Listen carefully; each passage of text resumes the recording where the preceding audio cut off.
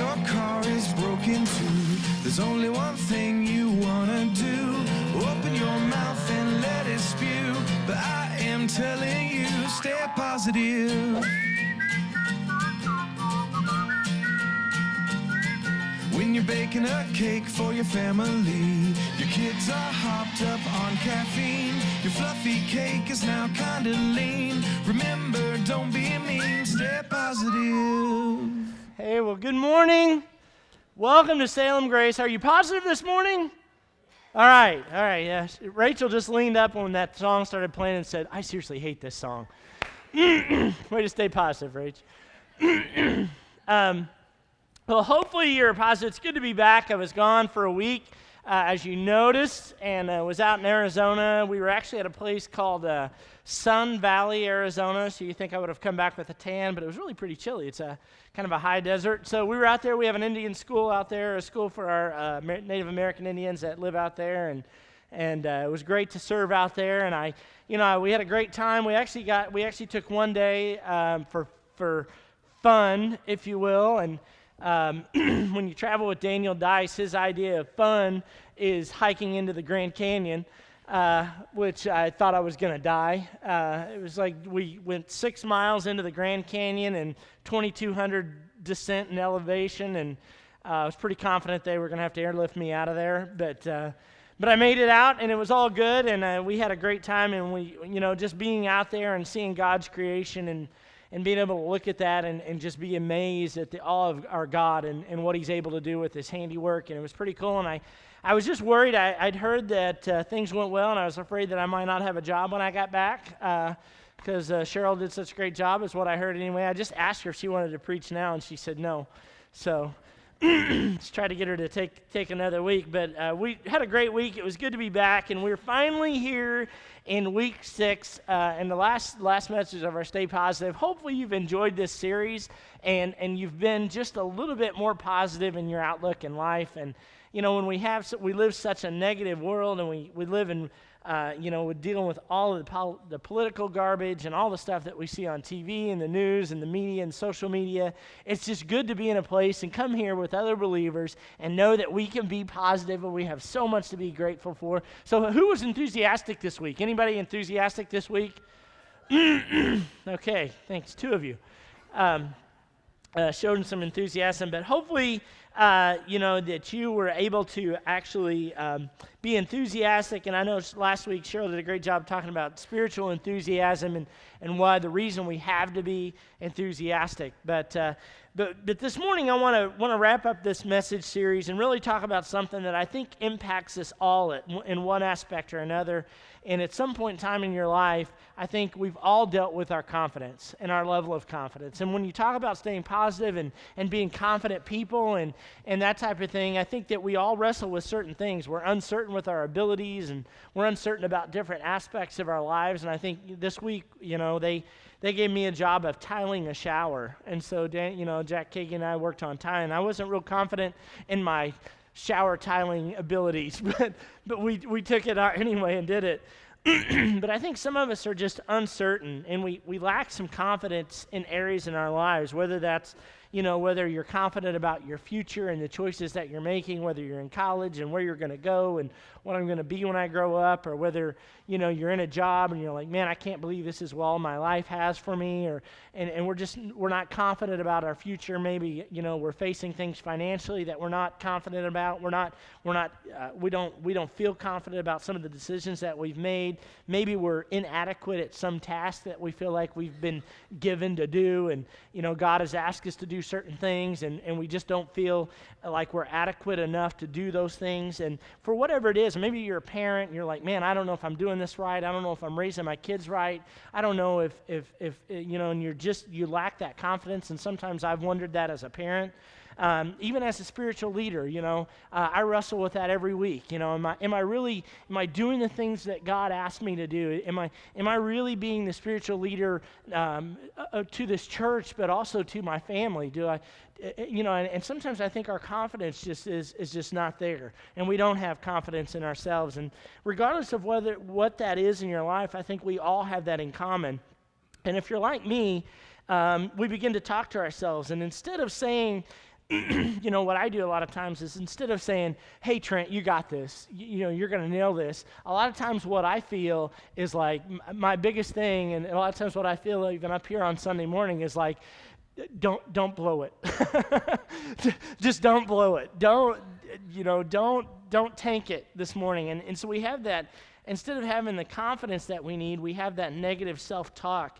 And I think a couple things happen when we have that lack of confidence. We compensate, or people tend to compensate, and I don't know if you've ever noticed this, but when people are not confident in something, they tend to compensate by criticizing it. If it's something that you don't do well, then you tend to criticize that. Or if it's something that you don't really understand, or you're not super confident in, you criticize that. And we see that a lot even in our society with religion and our faith in God.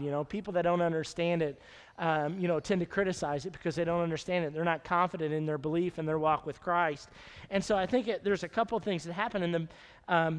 Some other times I think what happens is we try to overcompensate and we become too cocky. Have you ever noticed that? When you're not confident in something, you try to fake it till you make it type of thing.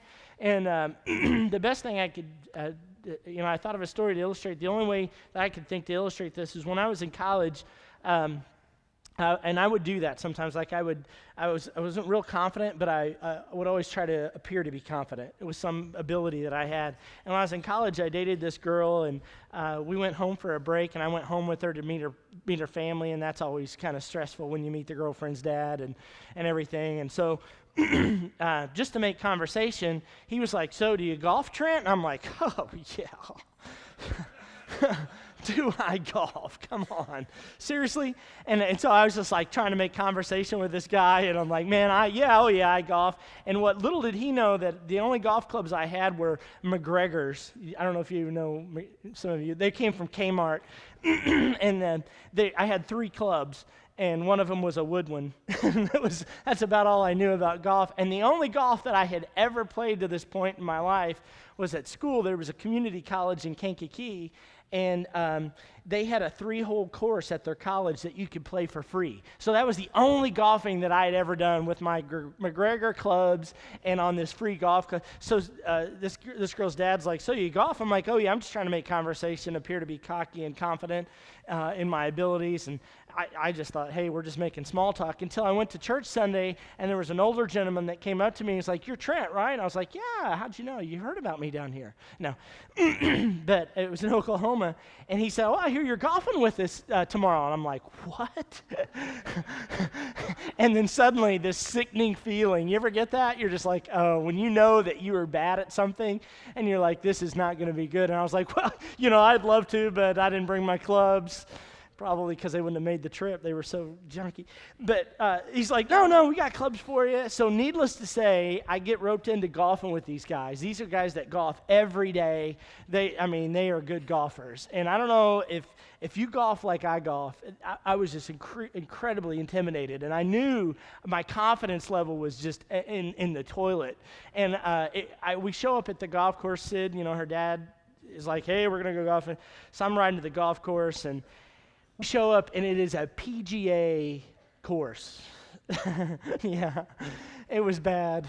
So bad. It was a type of course that, like, when you go to it was like so fancy, like they clean your clubs and all your shoes and all that nonsense, and they actually announce you at the tee box, "Ice, party of 4, your tee box is now ready." And then they announce it to you, "Trent, ice up to tee." I mean, it was like that. I was like, oh, you're kidding. There's guys standing around the tee box, and I am just praying for a miracle. Because these guys hit their tee shots, and it's a dogleg left, and it's just this beautiful, hook is just so nice. And I get up there, and I'm just like, just get it off the ground. Just get it off the ground. Please, God, help me. And so I take this hack at it, and I hit a worm burner about 6 inches off the ground, like straight right. And it was just needless to say, it was the longest day of golf that I've had in my life. But my confidence level, I lost every ball the guy had in his bag. And I'm pretty sure that's why that relationship didn't work out. Her dad came back and said, "You're dumping that kid." But it was just, I lacked the confidence. And I think when people lack confidence, and there's actually three different types of people. And I don't know if you can identify or relate with these three types of people. But there are three different types of people when it comes to confidence. The first type are the people pleasers. You ever meet anybody like that? Like, oh, you're so brave. Whatever the guy at work that's like, oh, boss, you look great. Can I get you a cup of coffee? And they're like, and they're following the boss around, doing absolutely everything. They're the people pleasers. You're amazing. Is there anything I can do for you? That type of thing. Second type of people are the fishers. And I think I see this a lot, mainly see this on social media. And I tell you, the fishers are the people that'll throw a picture out on social media and go, oh, I just looked so ugly today. I don't know why it's always up here. The selfie. You ever notice that? I just feeling blah today. And then all the comments, you look beautiful, you're amazing, I love you so much, You all laugh because you know who you are. You're fishers.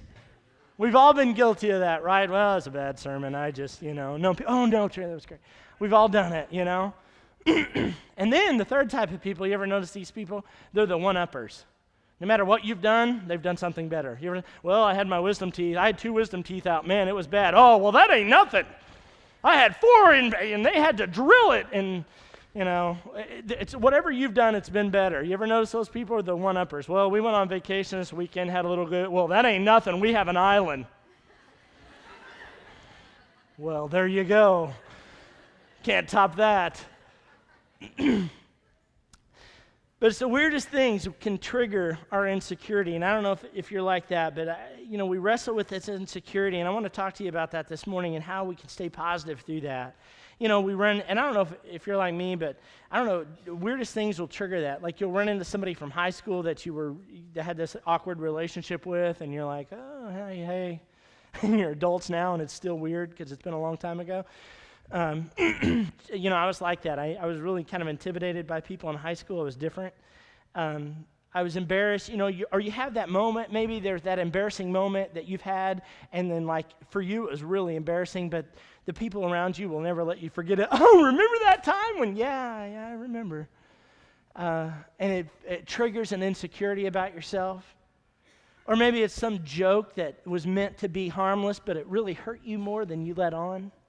It kind of cut you to the core when somebody did it, and people tend to still laugh about it and think it was funny and it was cool and it was embarrassing, but it pricked some kind of insecurity in your heart and some place where you were, and it hurt you deeper than you really let on. And I think sometimes we have those things that we all wrestle with. And for me, what I would do is if I didn't think I could succeed at something, whether it was sports or a job or asking a girl out or something, you always had, you ever had your friend that go, hey, go see if she likes me. You ever do that thing? Like, hey, you go talk to him, and then you come back and tell me, and then I'll ask her out. You have to make sure that it's safe, right, to ask it. And some of you guys are probably wrestling with that. And so I think some of you are probably letting. And the sad thing is, the tragedy of all that and our insecurities is that we let them keep us from following our dreams, and they inhibit us from what God has really called us to do and what God can do through us if we let him. And I think some of you right now are letting your insecurity talk you out of what God has for you. You don't interview for the job because you don't think you're good enough. You don't go back to school because you think people will laugh at you because you're too old and it's this late in life and to change a career. Maybe you don't lead a grow group because you think nobody will show up. You think nobody will want to come listen to what you have to say in your grow group. You don't ask her out, guys, because you think that she may not say yes. When in reality, she's waiting for you. So here's my advice to you guys is just ask her out, and then when you guys get married, name your baby Trent, okay? Maybe it's you don't get in shape. Maybe it's you don't like the way you look, and every time you look in the mirror and you look at yourself and you go, you know what, swimsuit season's going to be coming next year, and you're like, oh, I don't want to, but I don't want to work out. You put it off, and we let that off because we're insecure. The subject in our last message this morning in Stay Positive is I'm confident. The title of it is I'm confident. Not that I'm confident in myself, and we're going to talk about that and how and where we should draw our confidence. So here's the thing. We don't need self-confidence. we need to cultivate a God confidence. And that's two different things. And I want to walk you through that this morning. 1 Corinthians chapter 10, verse 12 says this. And I like this. I put it in the version of the Message. It's a different version of the Bible, if you're wondering. And so when you see the screen, that's why it's different. But I like the way it read here. It says, forget about what? Self-confidence. Forget about it. Forget about self-confidence. It's useless. Cultivate God confidence. 1 Corinthians chapter 10, verse 12 in the Message. I like the way that read because, and there's nothing wrong with having self-confidence. I think that's okay when you're confident in what God has given us. But you may ask me, well, okay, Trent, I don't understand that. Why would I not want to focus on my self-confidence? And I'll just tell you for me why that is. There's three different things why I'm not confident and why I don't have confidence in myself. The first reason is that my heart, Trent Ice's heart, is deceitful. All of our hearts are deceitful. We have an amazing, uncanny ability as humans to deceive ourselves. Have you ever noticed that? We can just about justify anything that we want to justify in our head. Well, I didn't go to church because of that. I don't read my Bible because of this. I don't do this. I'm okay. I deserve that. I've had a rough week. I've kind of been doing this. I deserve to have that one guilty sin pleasure. I deserve, whatever it is, what do you say to yourself? That we justify the things in our life.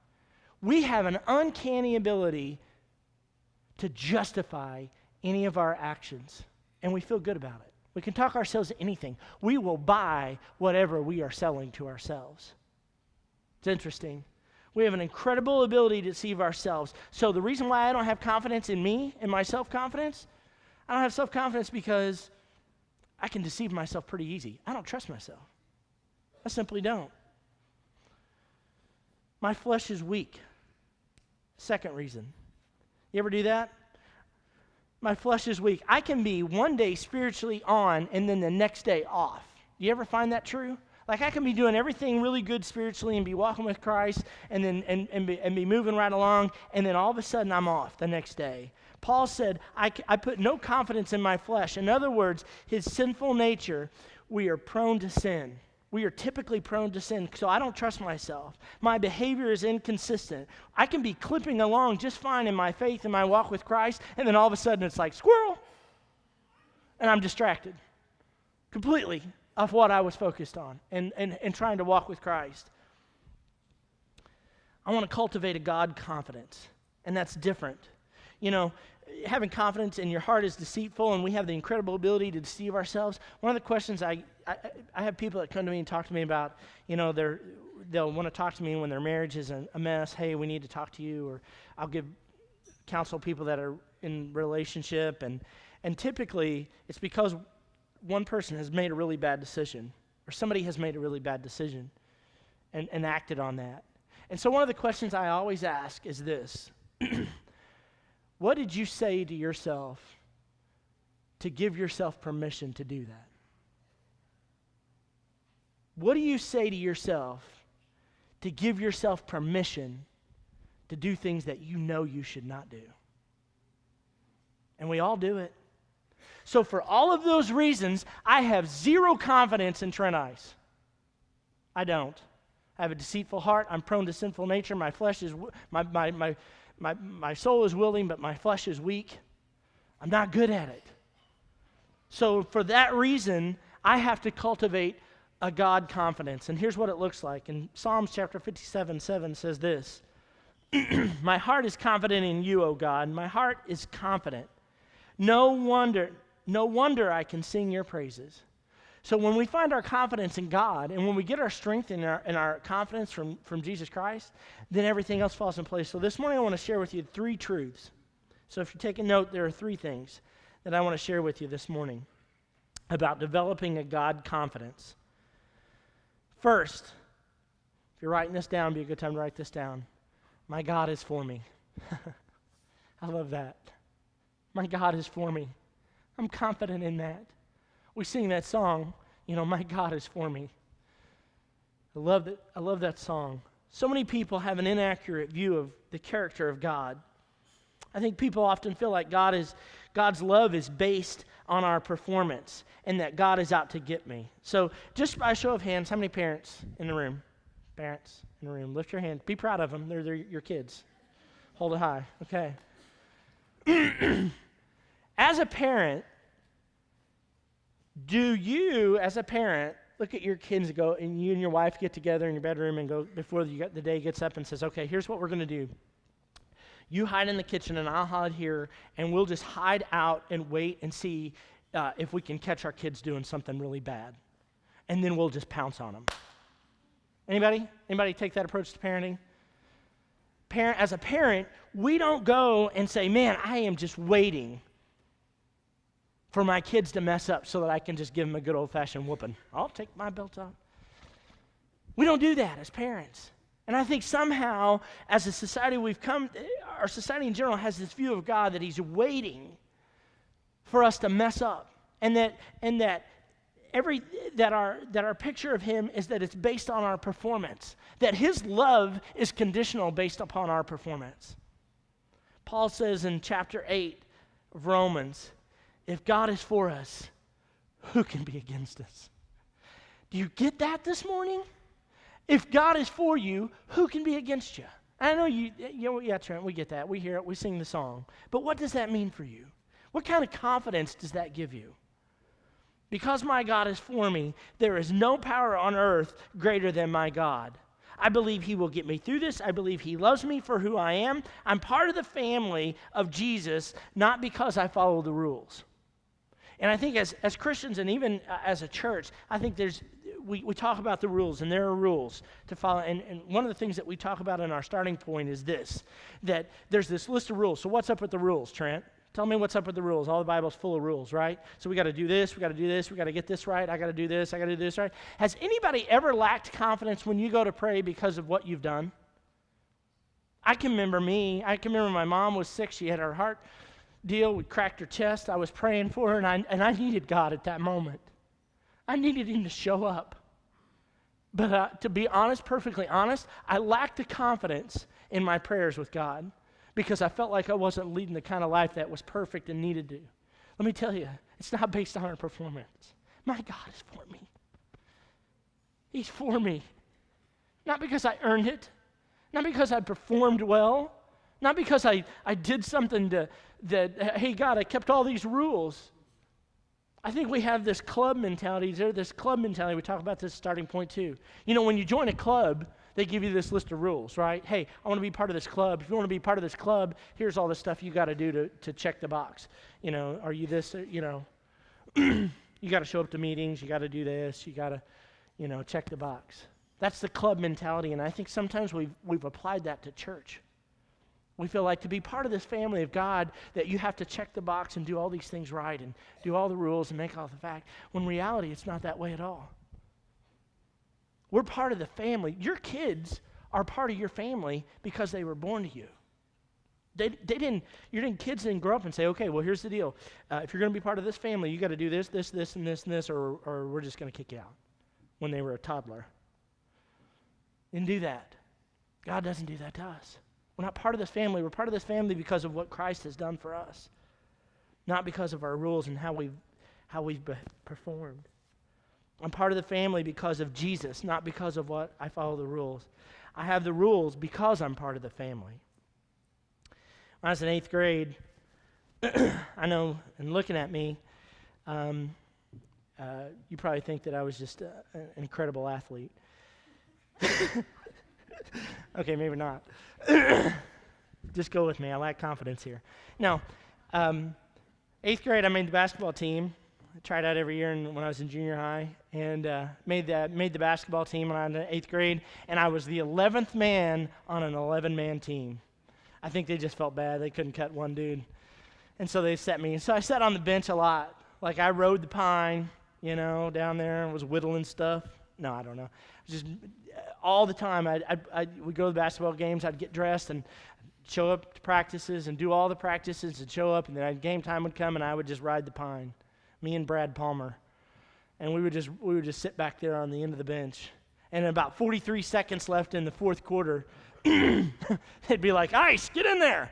And so I would get in, and I would remember, I would look up, and I would see my mom and dad sitting up in the bleachers, and then my dad was up there, and I would just look up there, and I would see him. I'm like, man, I want to score. I want to do well. I want to prove them that I have some ability, that I have some skill, that I could do something. I would pull down a few rebounds and stuff, but I never scored, and I was like a little bummed by that. I never got in much, and when I did get in, I was like, I got to score. I felt like in order to impress my dad, I was going to have to, really do well on the court. And a lot of kids do that same pressure today on the basketball court. We expect that a lot of our kids sometimes on the baseball field. We think it's based on our performance. That somehow they get this perception that my dad's love was based on my performance. But the reality of it was, I knew my dad loved me regardless of whether I scored or not. I knew he loved me regardless of whether I got in the game or not. I knew he'd love me if I fouled out. I knew he'd love me if I didn't even make the team. So the reality of it is, I wasn't playing for his approval. I was playing from his approval. You get the difference? Do you understand that? It's the same with our walk with Christ. We're not playing for his approval. He's already given us that. He loves us no matter what. It says, Romans 8:31, if God is for us, who can be against us? My God is for me, so I'm confident in that. I don't have to worry. I don't walk through this life and go, man, I gotta do this and this, and so God will love me. You know what? I'm confident. The fact that God loves me and my God is for me, he gives me confidence. When you have an accurate view of God, it changes everything. I'm confident because my God is for me. I'm not trying to perform in such a way that he says, oh, there you go, now I'm for you. Now you've made it. Now I'm going to be for you since you did this, this, and this right. Now I'm going to feel, He says, I'm for you now. Because of Jesus, I want you to pay, if you hear nothing else I say this morning, because of Jesus, all of us are acceptable to God. Do you get that? It's not because of anything that we've done. It's not because of how we performed or the rules we've kept or the things we've done or the nice things that, because his son sacrificed his life, I'm acceptable to God. I accepted Christ. He says, I accept you. Done deal. I love that. Gives me confidence. I'm doing life from approval versus for the approval. I pass the test, he's for me. I fail the test, he's for me. I get ahead financially, God is for me. I reconcile a broken relationship, God is for me. I start a new business, God is for me. I'm praying for a miracle, God is for you. Don't sweat the small stuff. I was at the bank, I used to have to do these presentations, and I remember a couple different times throughout my career where I had to make these giant presentations to the bigwigs of the bank, and a lot of times in the corporate world it is based on your performance, and so I was nervous. I'd get stressed out, and I just remember going to one of those meetings once and hearing that song that the band played this morning, and if our God is for us, then who could ever stop us? And I was like, whew, it doesn't matter. It doesn't matter if I go in there and bomb that thing. It doesn't matter if I go in there and ace it. My God is for me. He's got my back. So you want to find my confidence this morning? I find it in knowing that my God is for me. Doesn't matter what happens out here. Doesn't matter who thinks I'm great or who thinks I'm not. My God is for me. Hebrews chapter 10:35 says, so do not throw away this confident trust in the Lord. Remember the great reward it brings you. I'm not confident in myself. I'm not confident in my flesh. I'm not confident in my heart. I'm confident in the goodness of my God, and my God is for me, and who can be against me? That's where I find my confidence. Second reason, second truth. My God always helps me. He always helps me. Hebrews 13:5-6 says this. Never will I leave you, never will I forsake you. So we say with what? With confidence, the Lord is my helper, I will not be afraid. And I think somebody here is here this morning that needs to hear that. Find your confidence that God is your helper. Some of us need to hear that. this morning. I can remember, and I'll illustrate this. I think sometimes we go through life, we feel like God isn't helping us. And we think, well, I'm not sure how that's working in my life, Trent. I remember one time this past summer, I bought a crappy hot tub off Craigslist. It's really a piece of junk. But it was cheap hot tub off Craigslist. And I bought this hot tub, and I put it on and Cheryl was giving me all kinds of flack about it. Why did you buy that thing? It's a piece of... And so, but it's been good. And so I got it there, and I was like, I was determined to make this piece of junk hot tub work, and I got all the stuff I needed, and I knew I had to get it wired into the electrical panel and stuff, and so I called an electrician, and they came out and told me, like, how much wire I needed and what I was going to need to have, and then he told me how much that he was going to charge me to hook it all up, and I was like, it was more than I paid for the hot tub, so I'm like, nope. I'll do it myself. And so I got all the stuff I needed. I went to Lowe's and bought the wire and bought the little, the circuit, the breaker for the breaker box and stuff. And then I went into the garage, and I was ready to hook it up that day. And I went into the garage and I ran all the wire. And I got to the part where I opened up the electrical panel, and I was like, I'm going to die. I have no idea what I'm doing.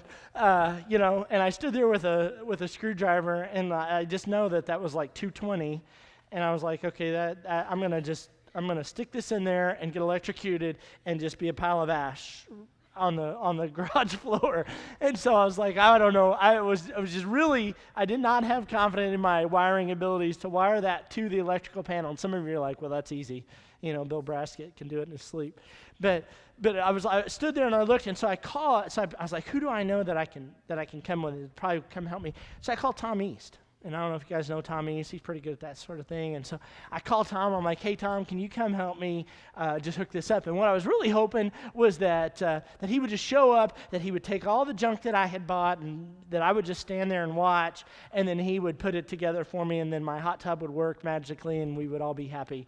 But what happened was he got there, and he's like, hey, I'm in a hurry. He came right away, and he came to my house, and I'm standing there with the screwdriver and all these wires in the electrical panel. I had the front of the panel off, and it was just all this stuff, and I was pretty sure I was going to die. And he's like, and so what he did was, he didn't take the stuff. I'm like, here, Tommy. He's like, no, I got to go, but I'll show you how to do it. I'll tell you how to do it. He's like, you take this wire, and you take this wire, and you take this off here, and you pop that out, and then you can pop this one, and this wire goes here, and this wire goes here. And I was like, oh, yeah, I was still a little nervous, right? Because you stick a screwdriver in an electrical panel, it's not good. Don't do it. But he walked me through it. He stood there while I popped that off. He's like, yeah, now pop that off. And I popped that off, and I was scared to stick that screwdriver and touch that screw, and I touched it, and I was still here. I wired it in, and it worked. I think sometimes we look at God that way. We ask for help, and when you think we ask for help, we're just really just saying, hey, God, come here and just take it all and fix it. When in reality, he wants to walk us through it. I didn't have confidence in my own ability, but I knew that Tom knew what he was doing. I had confidence in him to help me wire that panel. Hebrews chapter 13, 5-6, again, says, never will I leave you. Never will I forsake you. So we say with confidence, the Lord is my helper. I will not be afraid. And I think some of you probably right now are going through things, difficult situations. I know for a fact that some of you are working on your marriages. Some of you are in difficult situations with family members. They're sick. Some of us are dealing with family issues. Some of us are drowning in debt, and we don't know how we're going to get out of it. We don't know how we're going to pay the bills that keep coming and stacking up. Some of us have sick family members.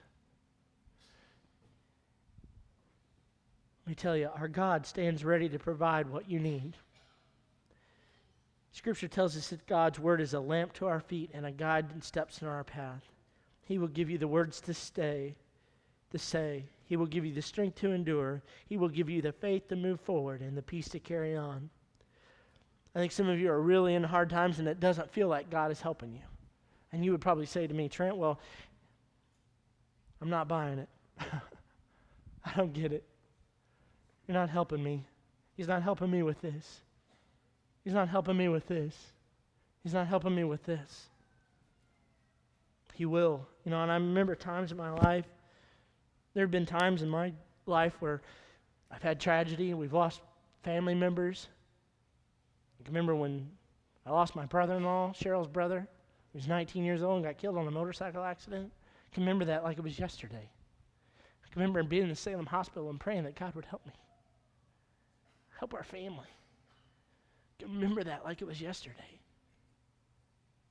And looking back, when you're in that moment, it doesn't feel like God is helping. It really doesn't. But looking back, I can look and see how He strengthened me. And I read something in my devotion this week that was great.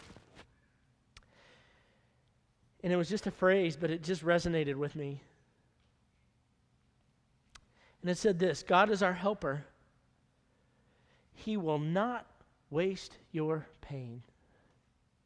God will never take your pain and waste it if we give it to Him and allow Him to use it and we find confidence in Him. He will never waste our pain. He will always use it for the good and the glory of His kingdom if we allow it and we trust Him with it. And when you're in the middle of that, it doesn't feel like it. But trust me, when I look back and I see people that have come to know Christ and people that have given their lives because of different things that have happened in my life, it's kind of like the footprints in the sand. I can see where He was helping me, where He was carrying me, where He was sustaining me. I was without a doubt not alone. God is our helper. So if you've lost something, a dream, a marriage, a child, a friend, He will not waste your suffering, and He will be your helper. God is our refuge and our strength, an ever-present help in trouble. Psalms 46:1. So, my God is for me. That's where I get confidence. You want to know where I get my confidence? My God is for me. My God is my helper. And the last thing is my God is still working on me. Have you ever had, I don't know if about you, but have you ever had a thought or react to a situation in a certain way, or had a thought pop into your mind, and then you're like, man, and then it's so crazy that it even surprises yourself? Has anybody ever done that? You're like, man, what's wrong with you? Why are you thinking that? I don't know, maybe it's just me, but I have difficulty driving, and more so with other people on the road myself. But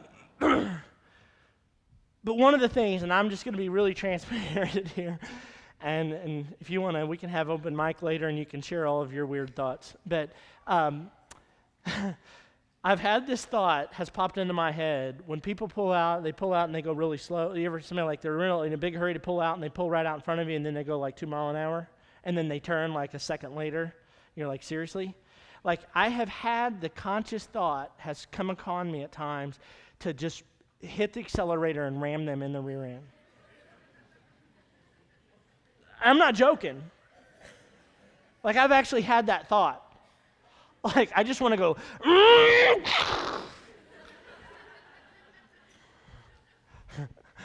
I know, I'm seeking counseling.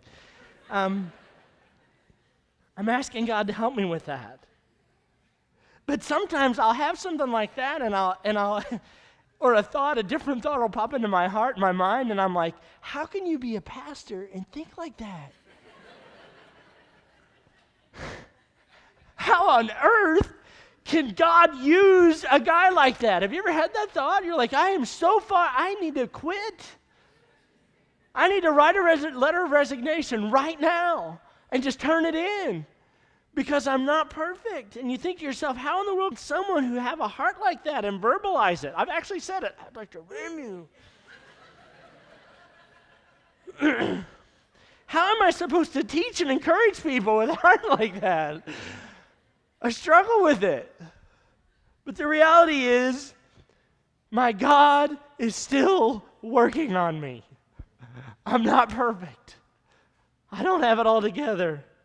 I really feel that sometimes my actions and my thought process sometimes disqualifies me from God's service. Have you ever felt like that? You ever felt like somebody said, hey, God could really use you, and you're like, oh, dude, if you only knew what I was thinking. Or if you only knew the stuff that I say. Or if you only knew the thoughts that I have, or the actions that I do, or the ways that I am so far from God, you would not say that. And I think sometimes we lack the confidence in ourselves and we have this doubt because we have those thoughts and those feelings, and we may feel that our actions and our thought process somehow is going to disqualify us from an almighty God using us. It's not true. God uses messed up people all the time if we allow ourselves to be obedient and we just do what he says. How could God use someone like me? I ask myself that all the time. You have no idea. Philippians chapter 1 verse 6 says this: being confident of this, that God, who began a good work in you, will carry it on to completion until the day of Christ Jesus. And I'm counting on that. I'm confident in that. That when I look at myself in the mirror, when I look at Trent Ice and I say, hey, I see all the stuff where I don't get it right, and I could write a list of all the areas that I fall short. And some of you are like, yeah, we could too. But I think I look at that, and then I read the scripture, and I say, you know what I'm confident in? I'm confident that God, who began a work in me when I was a kid, when I gave my life to Christ, he's going to be faithful to complete it. He's going to make it right. He's going to get me there. Not because I can do it on my own. I have zero confidence in myself to be able to do it on my own. And when we come to a realization of that as a Christian, as followers of Jesus Christ, when you come to the realization that you can't be good enough to earn this love, that's when you know you need a Savior. That's when you realize, and the light bulb goes off and it goes, ding, you're a loser, but he's not. I shouldn't say that. You're not a loser. That's the way I think about myself. I'm going to ask the band to come this morning.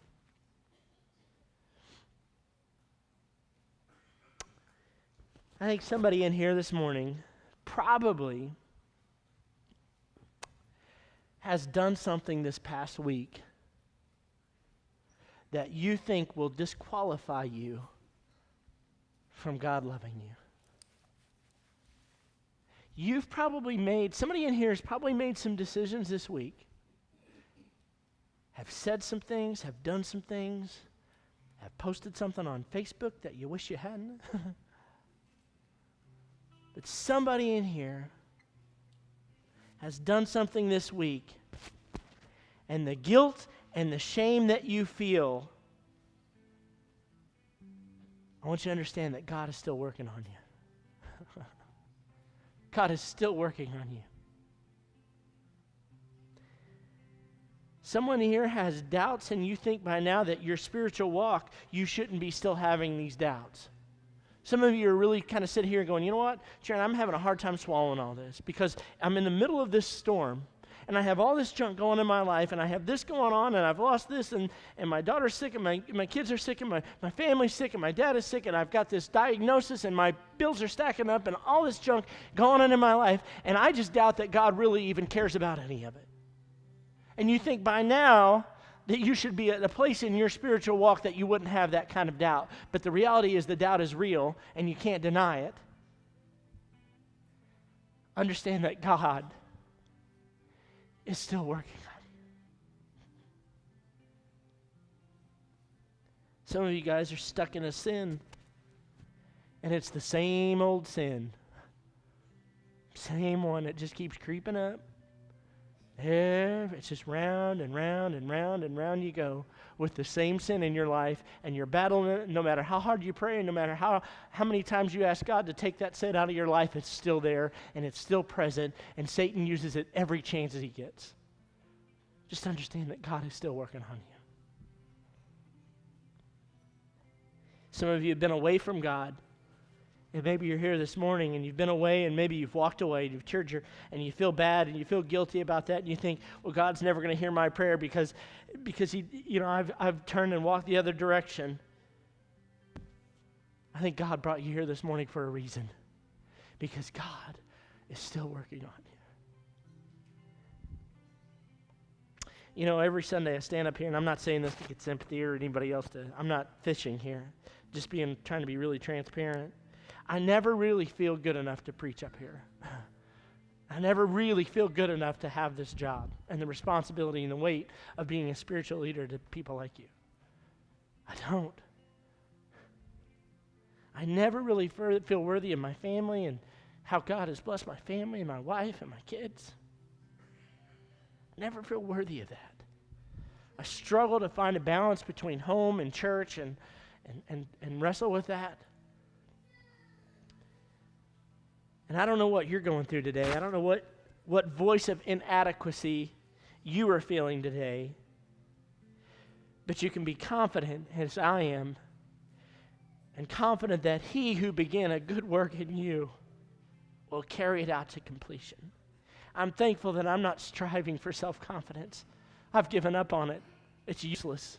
I have zero self-confidence. But you know where I find my confidence? Is that He's for me. He helps me. And He's still working on me.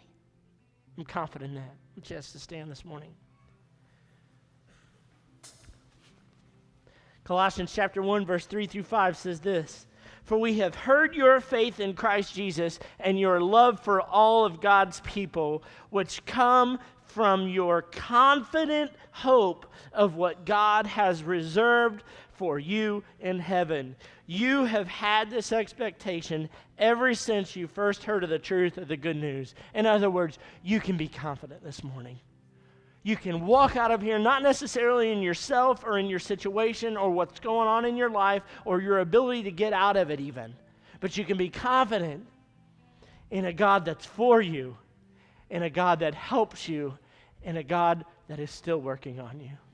Let me pray for you this morning, church. Heavenly Father, thank you so much for loving us. Thank you so much for not making it conditional, that we have to do a certain thing or behave a certain way or act a certain way for you to love us. Help us to find our confidence. Help us to be a positive people, not because of what we can do and not because of out of pride or our own successes or the things that you've blessed us with and the gift and talents. Help us to always recognize that it's from you, and every perfect gift comes from heaven, and every perfect gift that we have comes from you, Lord. Help us to always give you the praise for what we're able to accomplish. It's not through our own power. It's not because we're some great people or we're some better than anybody else, Lord, but we are just confident and we're positive that you love us and that you are for us and that you're going to help us through what's going on in our lives. Lord, I just pray for our congregation. I don't know where everybody's at. I don't know what every situation that's going on in this room, Lord, but I know you do. And Lord, I just ask that if there's somebody here that maybe is coming back to you, maybe there's somebody here who hasn't asked you into their life in a long time and they've been running from you and they've been keeping you at a distance, God, that there would be an opportunity for you to come into their heart right now, that they would just say, God, forgive me of my sins. Help me to have confidence in you. Help me to know that you're here to help me. Help me to get through the things in my life. Come into my life and be the Lord of my life. Lord, I just pray if there's somebody like that prayed this prayer this morning, Lord, that you would begin to speak to their heart. That you would just begin to wrap your arms around them, that they would feel your presence and they will know that their confidence comes from you and that it's not from us. Lord, thank you and again for being here this morning. Thank you for your presence. Thank you for this church. Help us to be a positive, enthusiastic people in our community as we walk out of this place and go back to our jobs this week. Help people to see the light of Jesus Christ shining through us, not because of us, but because of you and what you've done in our hearts. Help that to just ooze out of us, Lord. God, I just pray that you would go with us this week and bring us back and safe next week. In your precious